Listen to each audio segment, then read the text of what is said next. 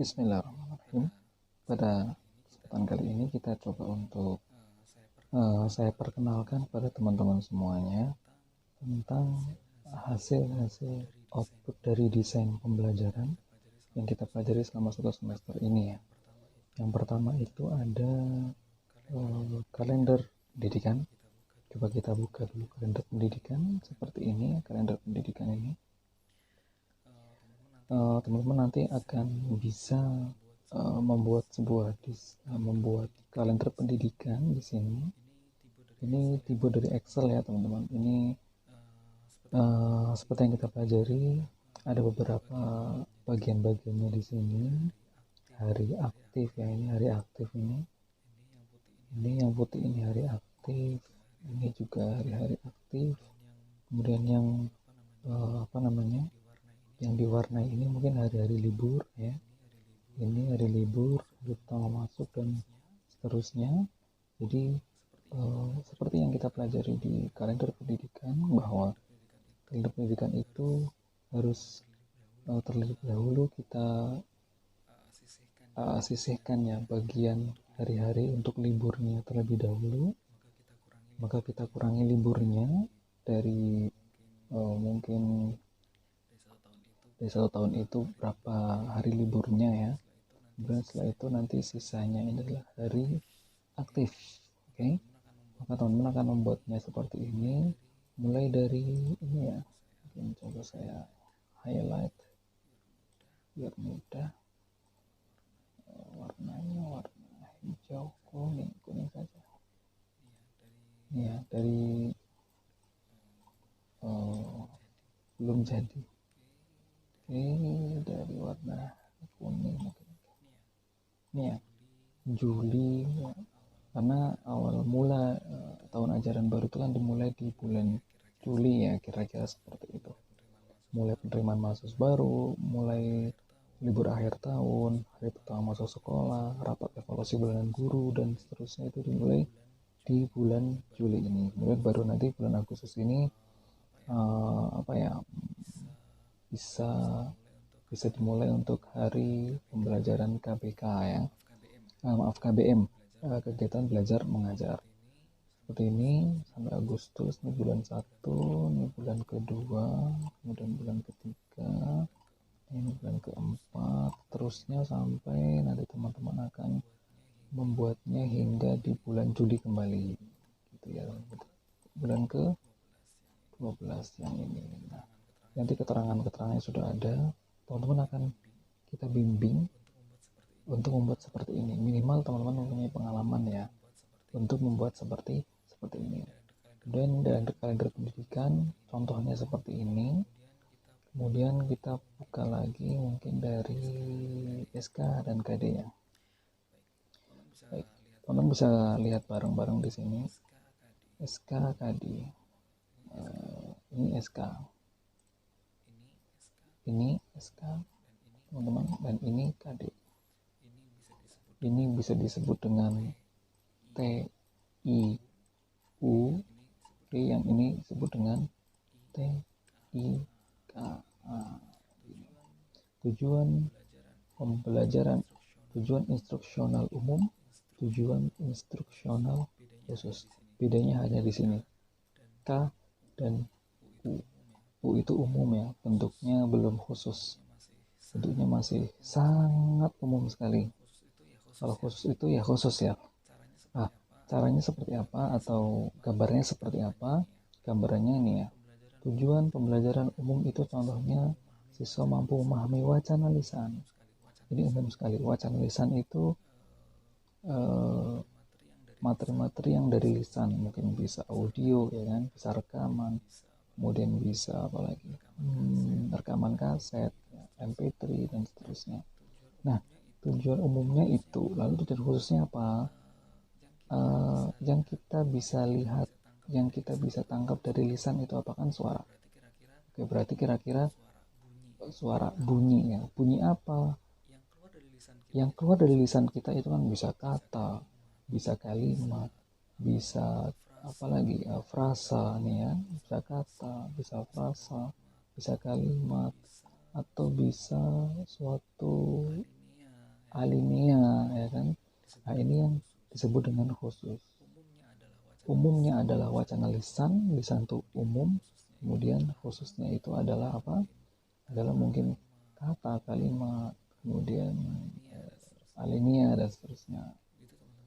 Gitu teman-teman ya. Contoh lain, membaca. Ini tadi di mendengarkan, sekarang membaca. Kemampuan membaca umum itu apa?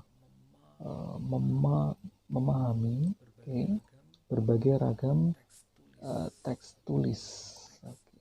Teks tulis. Teks tulis itu kan bisa jadi, oke, ini umum ya, ini bentuknya umum. Kita tulis dulu umum, ini umum sekali. Lalu khususnya seperti apa? Ini khusus, saya tulis dulu. Khususnya seperti apa? Nih, teks tulis itu kan bisa jadi huruf, bisa jadi kata, bisa jadi frasa, bisa jadi kalimat. Itu namanya khusus. Lebih detail, lebih spesifik itu khusus. Kalau masih umum itu belum spesifiknya. Ini contohnya, nanti kita akan belajar ini. Ketahui bahwa teman-teman kita akan belajar bahasa Arab itu ada 4 maharoh ya. Ada mendengarkan, ada membaca, kemudian ada menulis, kemudian ada berbicara. Ya, banyak sekali di sini teman-teman. Minimal ini yang nanti kita akan pelajari di tujuan pembelajaran umum dan tujuan pembelajaran khusus gitu.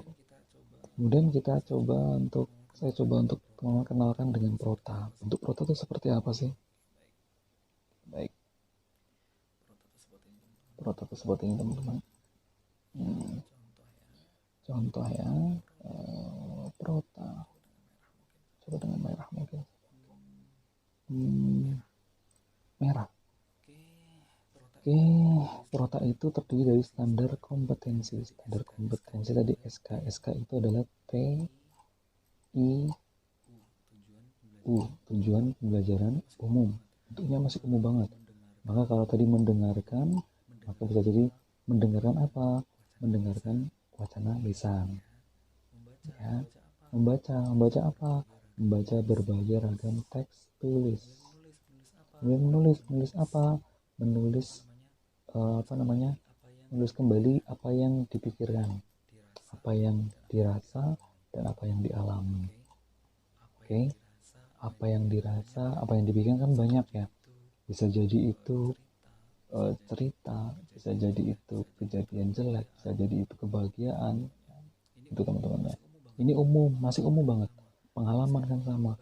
Bisa jadi pengalaman baik, pengalaman jelek, pengalaman buruk, dan seterusnya. Berbicara apa? Mengungkapkan pikiran, mengungkapkan gagasan, mengungkapkan perasaan, mengungkapkan apa yang dialami dia. Apa yang dialami oleh saya hari ini? Banyak teman-teman, kebahagiaan, canda tawa, kemudian apalagi banyak banget ya teman-teman ya, pengalaman-pengalaman berharga. Itu kan khusus, kalau ini kan umum nih. Pikiran, gagasan, perasaan, pengalaman itu kan umum sekali. Nah, ini contoh dari prota. Di prota itu nanti akan ada mata pelajaran namanya apa, nama sekolahnya apa, kelas berapa, dan tahun ajarannya berapa. Materi pokoknya apa? Oke, harus ditulis di sini. Ketika teman-teman diberi amanah mengajar bahasa Arab bab tentang ta'aruf, maka ta'aruf ini harus dibagi menjadi 4. Oke, 4 maharoh harus bisa. Nah, kira-kira 4 maharoh ini dipelajari dalam berapa jam pelajaran? Ini namanya JP, jam pelajaran 1 jam, 1 jam, yang ini 2 jam. Kira-kira berarti berapa? 5 jam pelajaran. Oke. Ini semester berapa nih? Ini di warna yang biru ini ya teman-teman ya, semesternya bisa kita lihat, ini semester ganjil. Yang berikutnya yang hijau ini udah semester genapnya. Contoh seperti ini teman-teman ya, 5. Dihitung aja nanti. Ini kan 5. Kemudian setelah itu materi tentang al-usrah. Al-usrah ini materinya berapa jam? 1, 2, kemudian 3, 4. Oh, berarti 4 jam. Pilih 4 jam. Kemudian setelah itu al-madrasah. Madrasah itu berapa jam? 5 jam ya, tulis lagi 5 jam. Kemudian setelah itu materi apa lagi? Al-riwayah. Riwayah berapa jam? Kita tulis 1, 2, 3, 4, tapi 4 jam. Nah, ini coba teman-teman. Oh, ini sudah ya. Ini kan yang hijau itu untuk semester genapnya. Kita tambahkan aja kira-kira berapa? 5 ditambah 4 ditambah 5, 14 ditambah 4 berapa? 18. Terus sekitar 18 jam. 18 jam kira-kira dibagi menjadi mungkin ya setiap ini kan kita apes-apesnya kita itu mendapatkan sekolah yang mengajarkan bahasa Arab seminggu sekali 1 jam lagi ya, maka teman-teman kita hitung 18 jam 18 jam per semester. SMT. Oke, kebebasan per semester. Berarti kira-kira berapa? 18 per 18 pertemuan udah banyak sekali teman, karena minimal itu pertemuan itu adalah 14 pertemuan.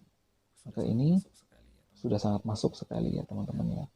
Ini program, ini baru 1 semester. Nah, teman-teman menghitung lagi, mungkin di sana di semester kedua itu mungkin hanya 17 jam, bisa jadi, atau bisa jadi 16 jam, bisa jadi, atau bahkan masih sama, masih 18 jam, bisa jadi.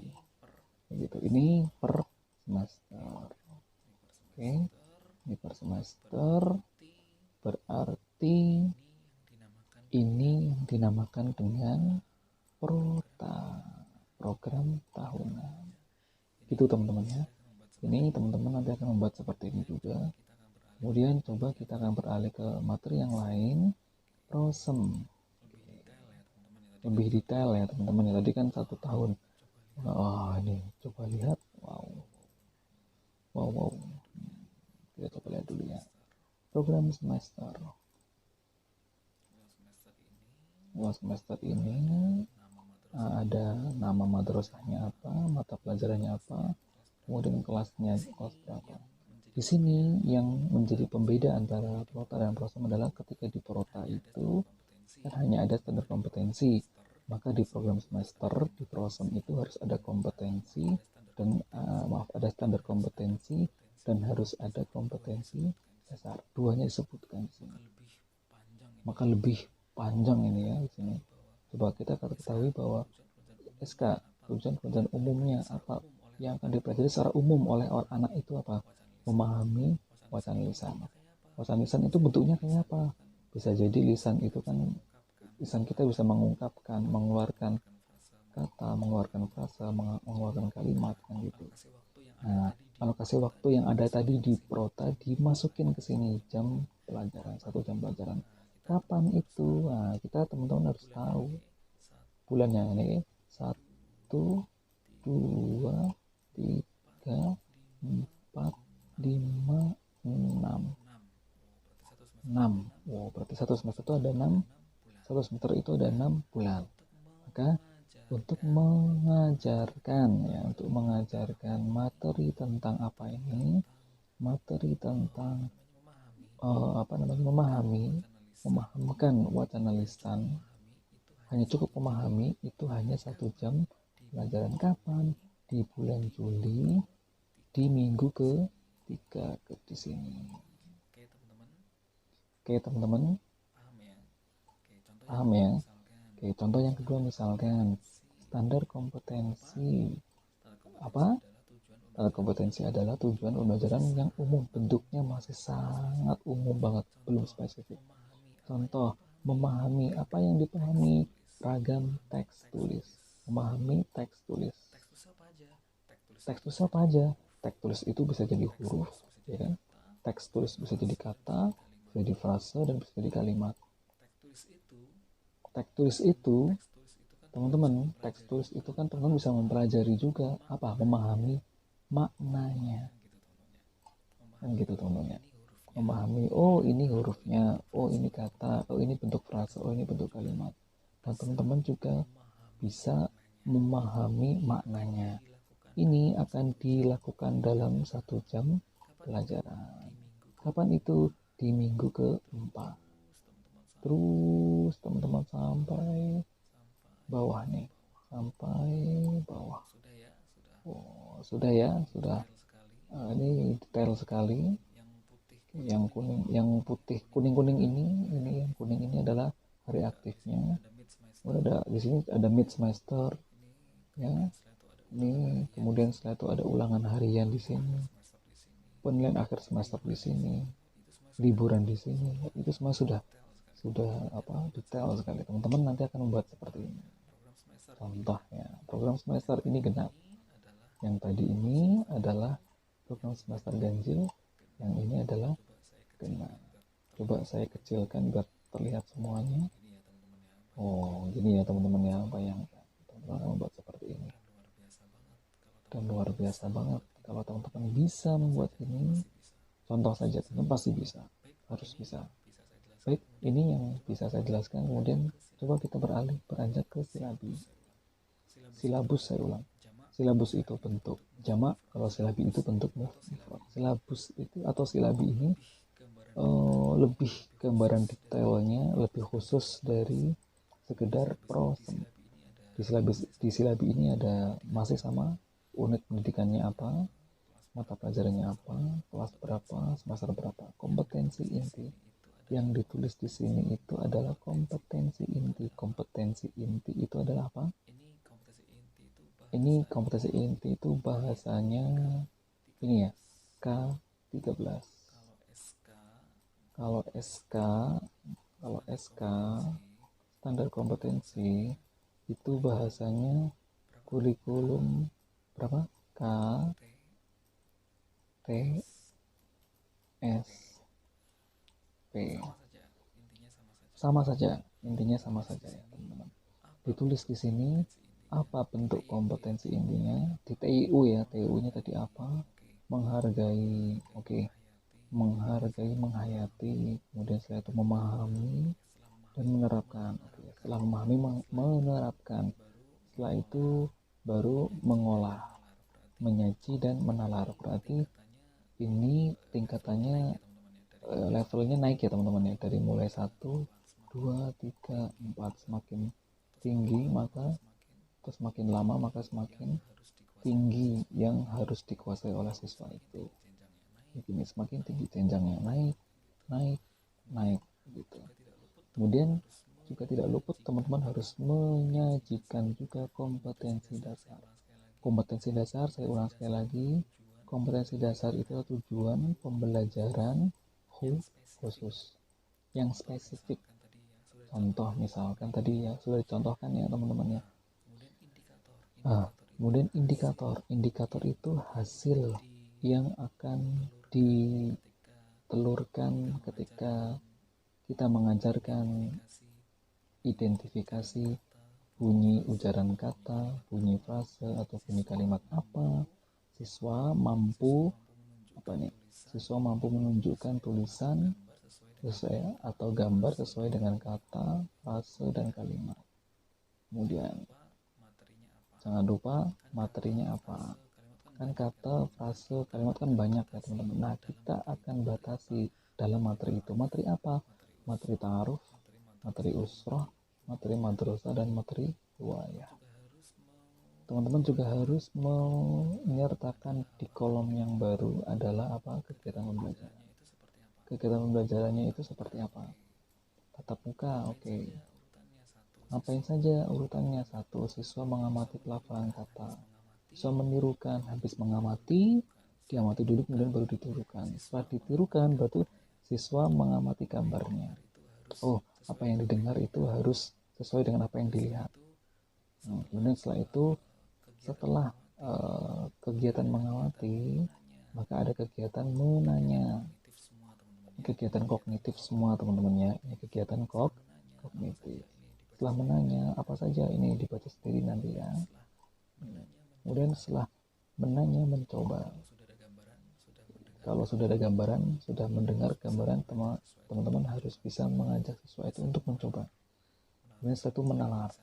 Menalar itu mengorganisasi, menganalisis, mensintesis, membandingkan. Itu seperti itu. Kemudian setelah itu jangan lupa teman-teman, dalam setiap pertemuannya harus ada yang namanya penilaian. Gitu teman-teman ya. Nah, Penilaiannya itu apa? Bisa jadi performance itu adalah hard skill, sikap itu adalah soft skill.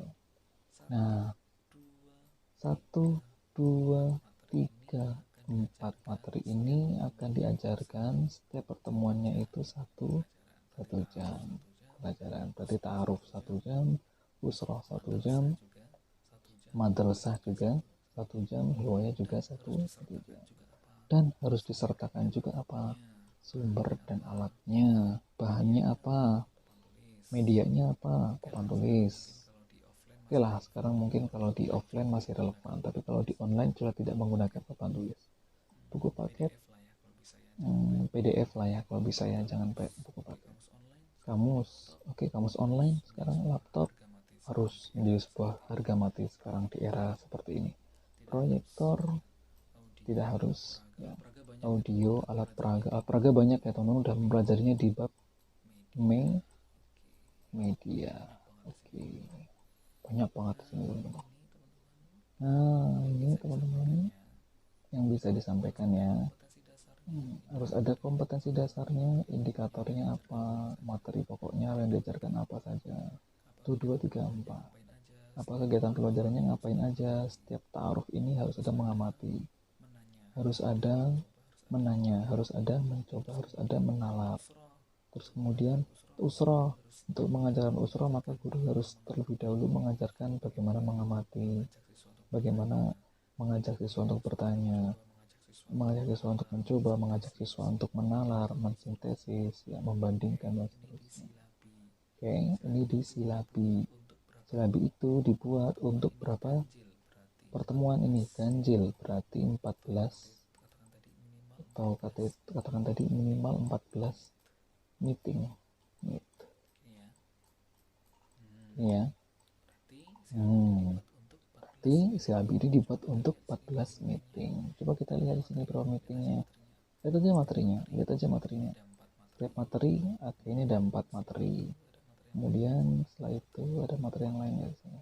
Materi pokoknya.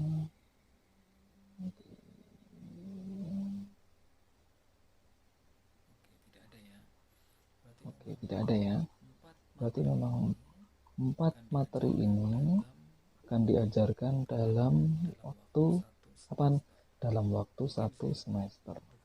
Mungkin di sini bukunya tebal ya, banyak latihan-latihannya. Maka dari itu guru hanya menentukan cukup 4 saja materinya. Karena dari 4 ini aja sudah banyak nih kegiatannya dalam satu pertemuan: mengamati, menanya, mencoba, menalar. Setelah itu berkomunikasi dengan teman-temannya, kerjasama, learning, kolaboratif learning. Kemudian setelah itu harus tugas. Wah, banyak sekali kan teman-teman. Ya, oke, ini silabus yang terakhir adalah saya akan kenalkan teman-teman kepada rencana pelaksanaan pembelajaran atau yang singkat dengan RPP. Ini harga mati bagi seorang guru, dosen pun sama. Dalam RPP harus ada nama madrasahnya, harus ada mata pelajarannya apa namanya, ini harus ada kelas dan semesternya, untuk tujuannya untuk siapa, kapan. Dan setelah itu materi pokoknya, ini per materi. Ingat al-usrah tadi yang kita bahas sebelumnya di silabus ini kan, di silabus itu mencakup semuanya ya. Ternyata kalau di RP cukup mencakup satu bab. Jadi dalam satu bab itu harus dirinci dalam apa? Dirinci dalam RPP. Ngapain saja situ? Harus ada alokasi waktunya. 1 jam pelajaran kan 60 ya, 60 menit ya. Mungkin bisa dikurangi di sini. Mengapa kok cuma 45? Mungkin dikurangi dengan masuknya, belnya, jalan ke kelasnya, mungkin seperti itu. Tapi alangkah baiknya di sini sesuai dengan silabus, yaitu 60 menit. Saya tulis dulu 60 menit kalau bisa ya, sama dengan silabus, tidak boleh berbeda. Disebutkan di sini kompetensi intinya apa saja. Ambil dari silabus ini kompetensi intinya. Nah, ini ambil semuanya ini. Ini copy paste, masukin ke sini. Jepret gitu ya. Kemudian setelah itu kompetensi dasarnya. Kompetensi dasarnya mana? Nih kompetensi dasarnya. Ambil Oke, ambil satu di sini. Mau yang ini atau mau yang ini, atau kompetisi dasarnya mau yang membaca, atau kompetisi dasarnya mau yang ini. Banyak banget yang ini ya, ada yang nomor 3. Kita ambil di sini. Kira-kira apa yang mau diajarkan? Ternyata kita memilih untuk mengidentifikasi bunyi dan melafalkan kembali bunyi. Ada nggak di sini tadi? Mengidentifikasi bunyi dan melafalkan bunyi. Oh ada, ini identifikasi bunyi. Dan yang kedua melafalkan bunyi. Oke, sudah ada berarti ya. Ini harus ada kompetensi dasarnya. Jadi kompetensi dasar tujuan khusus ketika anak itu belajar al-usra itu satu, bisa mengidentifikasi bunyi. Oke, ini ya tadi ya. Intensi bunyi itu bunyi apa? Bunyi kata, bunyi frase, bunyi kalimat. Kalimat dari apa? Wacana lisan. Wacana lisannya apa? Wacana lisannya itu tentang al-usra. Ini tadi. Ini teman-teman ya. Kemudian setelah itu indikator tadi yang kita sebutkan, indikator itu adalah hasil. Apa hasilnya itu? Oke. Hasilnya misalkan tadi, sebutin aja. Mengidentifikasi bunyi. Siswa mampu mengidentifikasi, membedakan bunyi kata, bunyi frasa, dan bunyi kalimat. Yang kedua, siswa mampu melafalkan, mengucapkan kembali bunyi-bunyi kata, kalimat, frasa dalam bahasa Arab apa yang didengar. Gitu aja sudah. Harus bercangkup tujuan pembelajarannya. Harus ada dalam RPP itu materi pokoknya, materi tentang al-usroh. Oke, di sini mungkin belum terlihat ya materinya. Tulis di sini materinya apa. Tulis di situ. Misalnya materinya adalah bacaan. Tulis bacaannya apa di sini. Terus alineinya. Tulis. Harus tulis, harus ada. Kalau nggak ada gimana Ustaz? Ya, ini namanya bukan RPP. Harus tulis materinya. Kalau materinya itu adalah tulisan. Kalau materinya itu hiwar, tulis materinya hiwar. Ahmad. Oke, misalnya Muhammad dengan Muhammad. Nah, tulis hiwarnya apa gitu. Kemudian setelah itu contoh pendekatan dan metodenya. Pakai metode apa antum di sini yang mau antum gunakan dalam RPP, dalam pengajaran al-usra ini? Teman pasti udah belajar dari PBA ini. Di PBA ini di semester 3 itu tentang metodologi pembelajaran bahasa Arab. Antum bisa menggunakan metode ilmiah, bisa menggunakan tanya jawab, discussion, antum bisa menggunakan metode sam'iyah syafawiyah, antum bisa menggunakan mungkin yang lainnya apa ya, metode langsung ya kan, direct method. Jadi langsung mendengarkan orang Arabnya itu berbicara, bisa jadi kan gitu. Oke, kemudian setelah itu yang penting ini teman-teman, metrik pelaksanaan pembelajarannya. Oke, jadi kan disebutkan di sini 45 menit, harusnya 60 menit ya. Saya ralat harusnya 60 menit. Oke, nggak apa kita jadikan ini 45 menit. 5 menit pertama, pendahuluan tuh ngapain saja? Guru harus menceritakan kembali atau harus merancang, mendesain apa yang harus dilakukan guru selama pendahuluan itu berlangsung. Satu, guru mengucapkan salam, meminta doa, memimpin doa, mengabsen siswa. Kemudian satu, mengkondisikan kesiapan mental siswa, pun mengajarkan pertanyaan-pertanyaan dulu. Kayak gitu teman-teman ya. Kemudian kegiatan intinya ngapain? Kegiatan inti itu satu tadi kan sesuai dengan ininya tadi ya, mengamati, menanya, kemudian satu mencoba, terus mencoba apa, menalar ya kan, kemudian satu kolaborasi, berkomunikasi dengan teman-temannya. Satu yang terakhir harus ada tugas. Oke, tugasnya di mana? Penutup. Tugasnya ngapain? Misalkan guru itu meminta siswa untuk mengucapkan kembali, guru menugaskan siswa untuk mengerjakan latihan tentang istimak. Oke, ini ya kita ketahui, nah kita temukan nih, ini tugasnya. Jadi seperti ini teman-teman, kegiatan pembelajaran itu seakan-akan antum itu walaupun belum masuk, belum pernah ngajar, tapi setidaknya antum sudah akan menggambarkan yang mau saya lakukan dalam kelas itu ini dituangkan dalam RPP ini. Ini baru satu pertemuan loh teman-teman. Kemudian setelah itu medianya, ingat sebutkan medianya. Medianya apa? papan tulis, laptop, LCD, slide, PowerPoint, audio, gambar, tulisan kertas, buku, paket, kamus. Ini ya teman-teman ya, media harus disebutkan. Materi, oh ternyata sudah disebutkan sini materinya teman-teman. Sudah disebutkan materinya. Oke, di atas tadi kan belum disebutkan ya. Ternyata materinya sudah disebutkan di bawah ini. Oke, berarti baik sekali, bagus seperti ini. Setelah itu ada komponen penilaian. Apa yang mau dinilai di sini? Kalau tentang mendengar dan kalam berarti kan menilai makhrajnya, menilai pelafalannya, menilai kelancarannya. Oke, itu teman-teman. Baru nanti di sini ada rumusnya. Jadi setiap pertemuan itu teman-teman sudah mengantongi nilai dari setiap siswa. Jadi guru itu tidak perlu susah payah hanya mengandalkan pada UTS, UAS, ujian harian, tidak. Tapi guru juga harus bisa mengandalkan kegiatan hariannya siswa. Itu ya, karena banyak siswa yang mungkin aktif, siswa yang mungkin perhatian dengan pelajaran, tapi ketika UAS dan UTS dia tidak bisa mengerjakan. Nah, ini bahaya kalau guru menutup mata, tidak memperhatikan ini, bisa jadi dia akan menjadi siswa yang gagal. Karena UTS sama UASnya tidak nutup. UTS dan UASnya tidak, nilainya tidak cukup. Padahal di kegiatan sehari-hari selama 14 pertemuan itu dia merupakan siswa yang aktif, siswa yang perhatian, siswa yang luar biasa lah ya, responsif sekali. Oke, nilai akhirnya udah ada. Tadi di sini ya akan dinilai di total. Oke, langsung kelihatan di sini. Terlihat semuanya. Bagus sekali ini, seperti ini. Contoh ya, contoh di RPP dalam satu pertemuan. Kalau ada 14 jam, berarti ada 14 pertemuan, berarti ada 14 RPP yang harus dibuat.